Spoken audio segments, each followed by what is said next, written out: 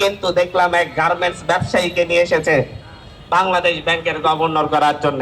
আমি আপনি সকলেই জানি বাংলাদেশের সবচাইতে বেশি অর্থ পাচার হয় গার্মেন্টস পণ্য আমদানি রপ্তানির মাধ্যমে, গার্মেন্টস ব্যবসায়ীদের মাধ্যমে।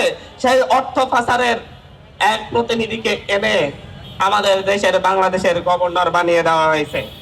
আমাদের এই দেশে প্রায় 25 লক্ষ রিক্সা শ্রমিক রয়েছে। বাংলাদেশের যদি রাস্তায় যানজট হয় তাহলে যানজটের কারণ কি? রিক্সাওয়ালারা। বাংলাদেশে যদি কোনো অ্যাক্সিডেন্ট হয় এটার কারণ কি? রিক্সাওয়ালারা।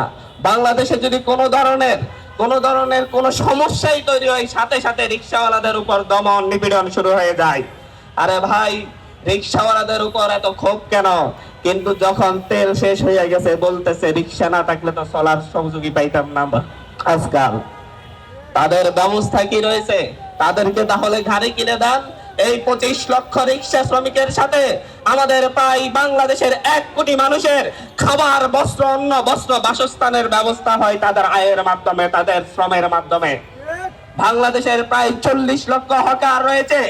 এই হকারদেরকে কথায় কথায় হকার উচ্ছেদের নামে হকারদের উপর যে অত্যাচার করা হয়, তাদের যে ক্ষতি করা হয়, এটা নিয়ে কারো কোনো বিশিষ্ট জনের কথা আসে না।